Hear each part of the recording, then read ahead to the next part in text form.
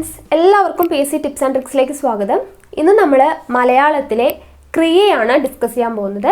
അപ്പോൾ വീഡിയോയിലേക്ക് കടക്കുന്നതിന് മുന്നേ ആരെങ്കിലും ചാനൽ പുതിയതായിട്ടാണ് കാണുന്നതെങ്കിൽ ഒന്ന് സബ്സ്ക്രൈബ് ചെയ്യുക. സബ്സ്ക്രൈബ് ചെയ്യുമ്പോൾ തൊട്ടടുത്തുള്ള ബെല്ലൈക്കണിലെ ഓൾ കൂടെ ഒന്ന് പ്രസ് ചെയ്യുക. അപ്പോഴാണ് ഞാനിടുന്ന വീഡിയോസ് നിങ്ങൾക്ക് കറക്റ്റായിട്ട് നോട്ടിഫിക്കേഷൻ ലഭിക്കുകയുള്ളൂ. അപ്പോൾ നമുക്ക് നോക്കാം. ക്രിയ എന്ന് പറയുമ്പോൾ ആദ്യമായിട്ട് ഇപ്പം മലയാളം ഒട്ടും അറിയാത്തവർക്ക് എന്താണ് ക്രിയ അല്ലെങ്കിൽ എന്താണ് കർത്താവ്, കർമ്മം അങ്ങനെ ഒന്നും അറിയുന്നുണ്ടാവില്ല. അപ്പം നമുക്കത് ആദ്യം ഒന്ന് പറഞ്ഞു നോക്കാം. അതിനുശേഷം നമുക്ക് ക്ലാസ്സിലോട്ട് കിടക്കാം. അപ്പോൾ ഒരു സെൻറ്റൻസ് നോക്കാം. രാമൻ രാവണനെ കൊന്നു. ഒരു സെൻറ്റൻസ് ആണ്. രാമൻ രാവണനെ കൊന്നു. ഇതിൽ രാമൻ എന്ന് പറയുന്ന വ്യക്തി കൊല്ലുകയാണ് ചെയ്യുന്നത്, അല്ലേ? അപ്പോൾ ഇവിടെ കൊന്നു എന്നുള്ളതാണ് എന്ത്? ക്രിയ. ഓക്കെ, അതായത് അയാൾ ചെയ്ത പ്രവൃത്തിയാണ് എന്തെന്ന് പറയുന്നത്? ക്രിയ. കൊന്നു എന്ന് പറയുന്നതിനാണ് ക്രിയ, അതായത് ഒരു പ്രവൃത്തി. ഇനി രാമനാണ് കൊന്നത്. ഓക്കെ, അപ്പോൾ കൊല്ലുക എന്ന് പറയുന്ന ക്രിയ ചെയ്ത ആളാരാണ്? രാമനാണ് ഇവിടുത്തെ കർത്താവ്. ക്രിയ ചെയ്യുന്ന ആളാണ് അല്ലെങ്കിൽ പ്രവൃത്തി ചെയ്യുന്ന ആളാണ് ആര്? കർത്താവ് എന്ന് പറയുന്നത്. ഇനി ആരെയാണ് കൊന്നത്? രാവണനെയാണ് കൊന്നത്. അപ്പോൾ കൊല്ലുക എന്ന് പറയുന്ന പ്രവൃത്തിയുടെ ഫലം അനുഭവിച്ചത് ആരാണ്? രാവണനാണ്. അപ്പോൾ രാവണനാണ് ഇവിടുത്തെ കർമ്മം. പ്രവൃത്തിയുടെ ഫലം അനുഭവിക്കുന്നത് ആരാണോ അവരാണ് എന്ത്? കർമ്മം എന്ന് പറയുന്നത്. അപ്പോൾ പ്രവൃത്തി ചെയ്യുന്ന ആള് കർത്താവ്, പ്രവൃത്തിയെ ക്രിയ എന്ന് പറയും. പ്രവൃത്തിയുടെ ഫലം അനുഭവിക്കുന്നത് ആരാണ്? അതാണ് കർമ്മം. അപ്പോൾ കർത്താവ്, രാമൻ കർത്താവ്, രാവണനാണ് കർമ്മം, അതുപോലെ കൊന്നു എന്നുള്ളതാണ് ക്രിയ. അപ്പോൾ പ്രവൃത്തിയാണ് ക്രിയ എന്ന് പറഞ്ഞു. അപ്പോൾ ക്രിയ എന്ന് വെച്ചാൽ എന്താണ്? പ്രവൃത്തി അല്ലെങ്കിൽ ഒരു അവസ്ഥയെ കുറിക്കുന്ന പദമാണ് ക്രിയ. ക്രിയ എന്ന് വെച്ചാൽ ഒരു പ്രവൃത്തി അല്ലെങ്കിൽ ഒരു അവസ്ഥയെ കുറിക്കുന്ന പദമാണ് എന്ത്? ക്രിയ എന്ന് പറയുന്നത്. ഇനി പ്രവൃത്തിയെ കുറിക്കുന്ന പദത്തിന് ഉദാഹരണമാണ് ഇപ്പോൾ ഉണ്ണുക, അടിക്കുക. ഇതൊക്കെ എന്താണ്? ഒരാൾ ചെയ്യുന്ന പ്രവൃത്തിയാണ്. ഉണ്ണുക, ഭക്ഷണം കഴിക്കുക എന്ന് പറയുന്നത് ഒരു പ്രവൃത്തിയാണ്. അടിക്കുക ഒരു പ്രവൃത്തിയാണ്. ഇനി ഒരവസ്ഥ എന്ന് പറയുമ്പോൾ എന്താണ്? പ്രവൃത്തിയെ കുറിക്കുന്ന പദങ്ങളാണ്, ക്രിയയാണ്. ഉണ്ണുക, അടിക്കുക. ഇനി അവസ്ഥയെ കുറിക്കുന്നത് നോക്കാം. അവസ്ഥയെ കുറിക്കുന്നത് എന്ന് പറയുമ്പോൾ ഒരാൾ ഉറങ്ങുക, ഇരിക്കുക. ഇതൊക്കെ എന്താണ്? അവസ്ഥയെ കുറിക്കുന്ന ക്രിയകളാണ്. അപ്പോൾ എന്താണ്? ക്രിയ എന്ന് പറഞ്ഞാൽ പ്രവൃത്തിയെ അല്ലെങ്കിൽ ഒരു അവസ്ഥയെ കുറിക്കുന്ന പദമാണ് എന്ത്? ക്രിയ എന്ന് പറയുന്നത്. ഇപ്പോൾ പ്രവൃത്തിയെ കുറിക്കുന്നതിന് ഉദാഹരണം പറഞ്ഞു ഉണ്ണുക, അടിക്കുക. അതുപോലെ അവസ്ഥയെ കുറിക്കുന്നതിന് ഉദാഹരണം ഉറങ്ങുക, ഇരിക്കുക. പിന്നെ കർത്താവ്, കർമ്മം, ക്രിയ. ഇത് മൂന്നും മനസ്സിലായിട്ടുണ്ടാവുമല്ലോ. ഇനി നമുക്ക് ക്രിയയെക്കുറിച്ച് ഡീറ്റെയിൽ ആയിട്ട് പഠിച്ചു തുടങ്ങാം. നമ്മൾ ക്രിയ എന്താണെന്ന് പറഞ്ഞു. ഇനി ക്രിയയെ കുറേ തിരിവുകളുണ്ട്. ക്രിയയ്ക്ക് കുറേ തിരിവുകളുണ്ട്. അത് ഏതൊക്കെയാണെന്ന് നോക്കാം. ക്രിയയെ പ്രധാനമായും മൂന്നായിട്ടാണ് തരംതിരിച്ചിട്ടുള്ളത്. ക്രിയയെ പ്രധാനമായിട്ടും മൂന്നായിട്ടാണ് തരംതിരിച്ചിട്ടുള്ളത്. സകർമ്മകം, അകർമ്മകം. സകർമ്മക ക്രിയ, അതുപോലെ അകർമ്മക ക്രിയ. കേവലക്രിയ, പ്രയോജക ക്രിയ. കേവലക്രിയ, അതുപോലെ പ്രയോജക ക്രിയ. മുറ്റുവിന, പറ്റുവിന. എന്തൊക്കെയാണ്? സകർമ്മക ക്രിയ, അതുപോലെ അകർമ്മക ക്രിയ. കേവലക്രിയ എന്നും പ്രയോജക ക്രിയ എന്നും, അതുപോലെ മുറ്റുവിന, പറ്റുവിന. ഇങ്ങനെ മെയിനായിട്ട് മൂന്നായിട്ട് തരംതിരിച്ചിട്ടുണ്ട്. ഇതിലെ കേവലക്രിയയെ പിന്നീട് രണ്ട് തിരിവുണ്ട്. കേവലക്രിയയ്ക്ക് കാരിതമെന്നും അകാരിതമെന്നും. അതുപോലെ പറ്റുവിനയെ പേരച്ചം, വിനയച്ചം എന്നിങ്ങനെ രണ്ടായിട്ട് തിരിക്കാം. അതിൽ വിനയച്ചത്തിന് മുൻവിനയച്ചം, പിൻവിനയച്ചം, നടുവിനയച്ചം, തൻവിനയച്ചം, പാക്ഷിക വിനയച്ചം. ഇങ്ങനെ 5ആയിട്ട് പിന്നീട് തിരിവ് വരുന്നുണ്ട്. അപ്പോൾ അത് നമ്മൾ ഡീറ്റെയിൽ ആയിട്ട് പറ്റുവിന സെപ്പറേറ്റ് ഒരു വീഡിയോ ചെയ്യുന്നതായിരിക്കും അടുത്തതായിട്ട്. ഇപ്പോൾ നമുക്ക് ക്രിയയുടെ മെയിൻ ആയിട്ടുള്ള തിരിവുകൾ എന്തൊക്കെയാണെന്നുള്ളത് നോക്കിപ്പോകാം. അപ്പോൾ ക്രിയയുടെ ആദ്യത്തെ തിരിവാണ് നമ്മൾ നോക്കാൻ പോകുന്നത്. എന്താണ്? സകർമ്മക ക്രിയ, അതുപോലെ അകർമ്മക ക്രിയ. ക്രിയയെ ആദ്യത്തെ തിരിവാണ് സകർമ്മക ക്രിയ, അതുപോലെ തന്നെ അകർമ്മക ക്രിയ. സകർമ്മകം എന്ന് പറഞ്ഞാൽ എന്താണ്? ആ പേര് പോലെ തന്നെയാണ്. സകർമ്മകം എന്താണ്? കർമ്മം ഉള്ള ക്രിയകളാണ് സകർമ്മക ക്രിയകൾ എന്ന് പറയുന്നത്. കർമ്മം ഉള്ള ക്രിയകൾ. ഈ സകർമ്മക ക്രിയയുടെ പ്രത്യേകത എന്താണെന്ന് വെച്ചാൽ, എങ്ങനെയാണ് നമ്മളൊരു പദം നോക്കിയിട്ട് അത് സകർമ്മകമാണെന്ന് മനസ്സിലാക്കാന്ന് വെച്ചാൽ, ആ വാക്കിനോട് നമ്മൾ ആരെ അല്ലെങ്കിൽ എന്തിനെ എന്ന ചോദ്യങ്ങൾ ചോദിക്കുമ്പോൾ മറുപടി ലഭിക്കുന്ന ക്രിയകളാണ് എന്ത്? സകർമ്മക ക്രിയ എന്ന് പറയുന്നത്. ആരെ എന്തിനെ എന്നീ ചോദ്യങ്ങൾക്ക് മറുപടി നൽകുന്ന ക്രിയകളാണ് എന്ത് ക്രിയകൾ? സകർമ്മക ക്രിയകൾ. ഇനി അകർമ്മകമാണെങ്കിലോ, കർമ്മമില്ലാത്ത ക്രിയകളാണ് അകർമ്മക ക്രിയകൾ. ആ വാക്കിനോട് ആരെ അല്ലെങ്കിൽ എന്തിനെ എന്ന ചോദ്യത്തിന് മറുപടി ലഭിക്കാത്ത ക്രിയകളാണ് എന്ത്? അകർമ്മക ക്രിയകൾ. നമുക്കത് പറയുമ്പോൾ മനസ്സിലാവും. ഇപ്പൊ നോക്കുക, സകർമ്മക ക്രിയയ്ക്ക് ഉദാഹരണം കൊടുത്തിട്ടുണ്ട്. അടിക്കുന്നു, ചവിട്ടുന്നു, കൊല്ലുന്നു. ഇതൊക്കെ സകർമ്മക ക്രിയ ആണോ എന്ന് എങ്ങനെയാണ് നമ്മൾ മനസ്സിലാക്കുക? ആരെ അല്ലെങ്കിൽ എന്തിനെ എന്ന ചോദ്യങ്ങൾ ചോദിക്കുമ്പോൾ മറുപടി കിട്ടുന്നുണ്ടോ എന്ന് നോക്കണം. അപ്പോൾ അടിക്കുന്നു എന്നുള്ളതിനോട് നമ്മൾ ആരെ അടിക്കുന്നു അല്ലെങ്കിൽ എന്തിനെ അടിക്കുന്നു എന്ന് ചോദിച്ചാൽ നമുക്ക് ഉത്തരം കിട്ടുമോ? ആരെ അടിക്കുന്നു അല്ലെങ്കിൽ എന്തിനെ അടിക്കുന്നു എന്ന് ചോദിച്ചാൽ നമുക്ക് ഒരു കുട്ടിയെ അടിക്കുന്നു എന്ന് പറഞ്ഞാൽ എന്താണ്? അതിന് മറുപടി തരാനായിട്ട് പറ്റുന്നുണ്ട്. അപ്പൊ അതെന്താണ്? സകർമ്മക ക്രിയയാണ്. ഇനി നോക്കാം, കൊല്ലുന്നു, ചവിട്ടുന്നു, കൊല്ലുന്നു. ആരെ കൊല്ലുന്നു? നമ്മൾ നേരത്തെ ഒരു സെന്റൻസ് പഠിച്ചു, രാമൻ രാവണനെ കൊന്നു എന്ന് പറഞ്ഞു അല്ലേ? അപ്പൊ ആരെ കൊല്ലുന്നു, എന്തിനെ കൊല്ലുന്നു എന്ന് പറയുമ്പോൾ നമുക്ക് ഇയാളെ കൊല്ലുന്നു, രാവണനെ കൊല്ലുന്നു എന്ന് നമുക്ക് അതിൽ നിന്നും മറുപടി കിട്ടും. അപ്പൊ എന്താണ് അത്? സകർമ്മക ക്രിയയാണ്. ഇനി അകർമ്മകം നോക്കാം. ഇരിക്കുന്നു, മരിക്കുന്നു, ഉറങ്ങുന്നു. ഇതൊക്കെ അകർമ്മകമാണ്. അതെങ്ങനെയാണ് നമുക്ക് മനസ്സിലാവുക? ഇരിക്കുന്നു എന്ന് പറയുന്ന ക്രിയയോട് നമ്മൾ എന്താണ്? ആരെ അല്ലെങ്കിൽ എന്തിനെ എന്ന് ചോദിച്ചാൽ നമുക്ക് മറുപടി കിട്ടുമെന്ന് നോക്കാം. ആരെ ഇരിക്കുന്നു, എന്തിനെ ഇരിക്കുന്നു എന്ന് ചോദിച്ചാൽ നമുക്ക് മറുപടി കിട്ടുമോ? അങ്ങനെ ഒരു ചോദ്യം ചോദിച്ചാൽ മറുപടി കിട്ടില്ല. നമുക്ക് കേൾക്കുമ്പോൾ തന്നെ മനസ്സിലാവുന്നുണ്ട്. അതുപോലെ ആരെ മരിക്കുന്നു, എന്തിനെ മരിക്കുന്നു, അത് ചോദ്യത്തിന് ഒരിക്കലും എന്ത് കിട്ടില്ല? മറുപടി കിട്ടാത്ത ചോദ്യമാണ്. ആരെ ഉറങ്ങുന്നു, എന്തിനെ ഉറങ്ങുന്നു, മറുപടി കിട്ടുമോ? ഇല്ല. അപ്പൊ എന്താണ്? അതൊക്കെ അകർമ്മക ക്രിയയാണ്. ഓക്കെ, അപ്പൊ എന്താണ് പറഞ്ഞത്? സകർമ്മകം എന്ന് പറഞ്ഞാൽ കർമ്മം ഉള്ള ക്രിയകളാണ് സകർമ്മക ക്രിയകൾ. ആ ക്രിയയോട് ആരെ എന്തിനെ എന്ന ചോദ്യങ്ങൾ ചോദിച്ചാൽ മറുപടി നൽകുന്ന ക്രിയകളാണ് എന്ത്?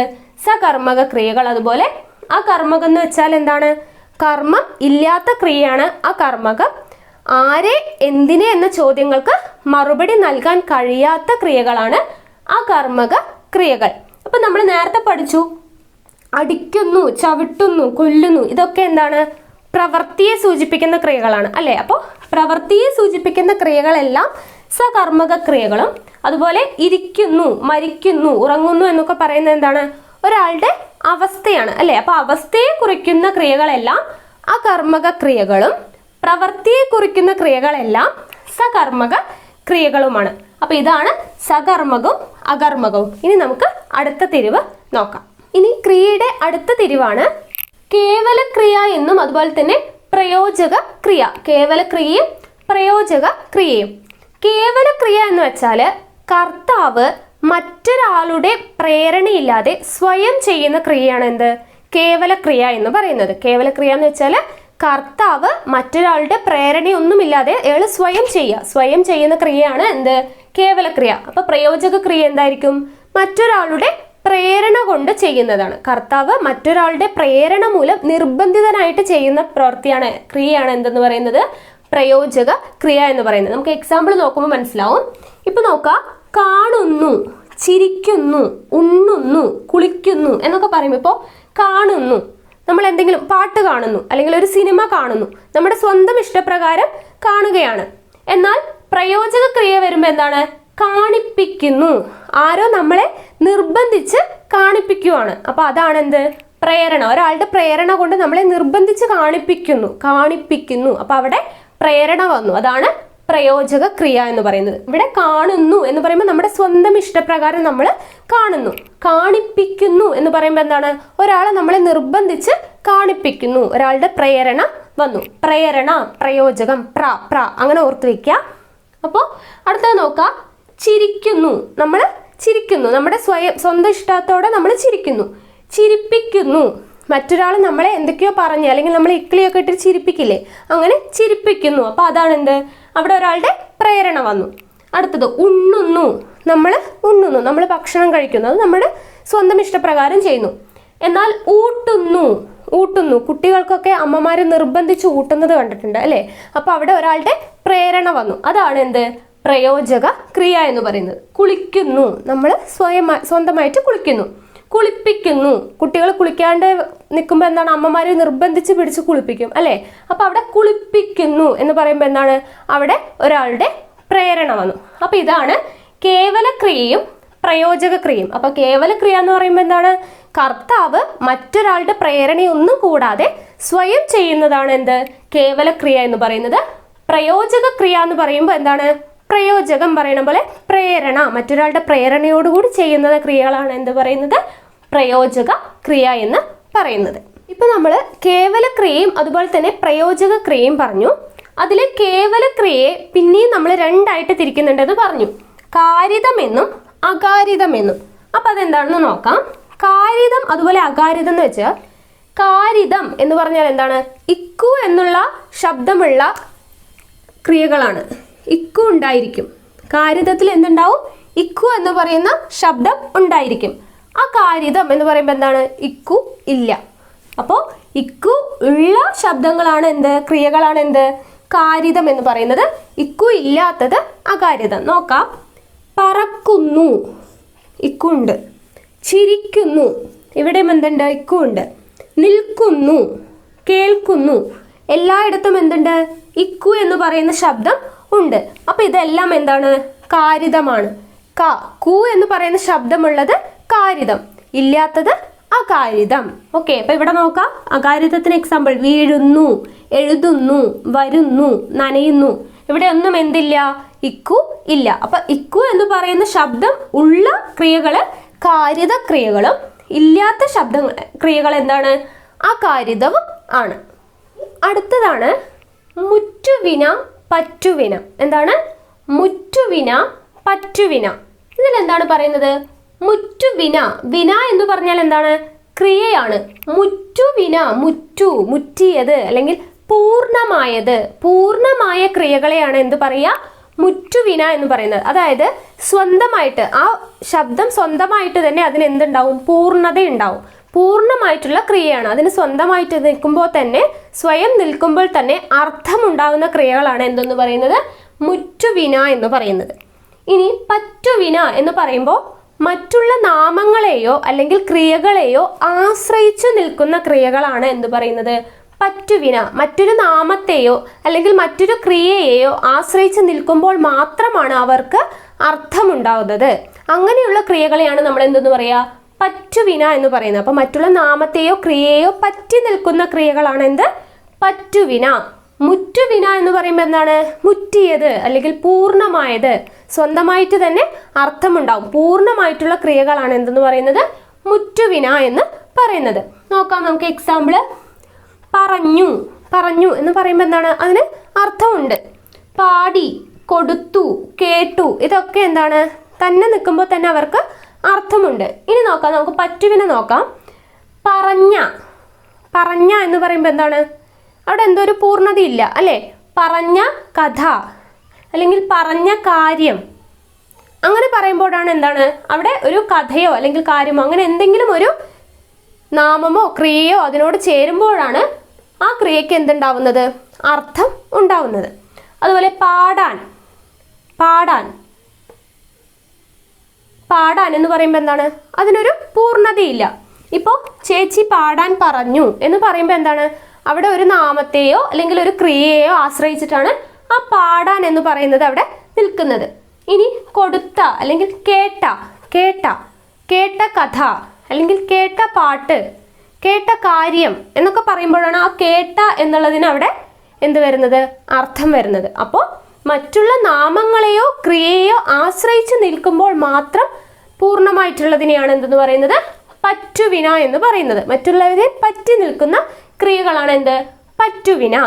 മുറ്റുവിന എന്ന് പറയുമ്പോൾ എന്താണ്, പൂർണ്ണമായ ക്രിയകളാണ്. അവരെ സ്വന്തമായിട്ട് നിൽക്കുമ്പോൾ തന്നെ അവർക്ക് എന്തുണ്ടാവും, പൂർണ്ണത ഉണ്ടാകും. അങ്ങനെയുള്ള ക്രിയകളാണ് മുറ്റുവിന എന്ന് പറയുന്നത്. ഇനി നമുക്ക് പറ്റുവിനയെ വിനേച്ചമെന്നും പേരച്ചമെന്നും 2 ഡിവിഷൻ ഉണ്ട്. പിന്നെ അതിൽ വിനേച്ചത്തിന് കുറേ തിരിവുകൾ വരുന്നുണ്ട്. അപ്പോൾ അത് ഒരുപാട് ലെങ്തി ആയി പോകും വീഡിയോ. അതുകൊണ്ട് നമ്മൾ എന്ത് ചെയ്യണം, അത് അടുത്ത ക്ലാസ്സിൽ ഡിസ്കസ് ചെയ്യാം. പറ്റുവിന സെപ്പറേറ്റ് നമുക്ക് വീഡിയോ ചെയ്യാം. അപ്പോൾ ഇത്രയാണ് ക്രിയകളുടെ ഇന്നത്തെ ക്ലാസ് എന്ന് പറയുന്നത്. അപ്പോൾ എല്ലാവർക്കും വീഡിയോ ഇഷ്ടമായെന്ന് വിചാരിക്കുന്നു. നമ്മൾ ഇതിന് മുന്നേ മലയാളത്തിൻ്റെ വീഡിയോസ് ചെയ്തിട്ടുണ്ട്. അപ്പോൾ അത് കാണാത്തവരുണ്ടെങ്കിൽ കാണുക. അപ്പോൾ എല്ലാവർക്കും വീഡിയോ ഇഷ്ടമായെങ്കിൽ വീഡിയോ ലൈക്ക് ചെയ്യുക, ഷെയർ ചെയ്യുക. നിങ്ങളുടെ സജഷൻസ് എന്തെങ്കിലും ഉണ്ടെങ്കിൽ കമൻറ്റ് ബോക്സിൽ രേഖപ്പെടുത്തുക. കൂടുതൽ വീഡിയോസിനായി ചാനൽ സബ്സ്ക്രൈബ് ചെയ്യുക.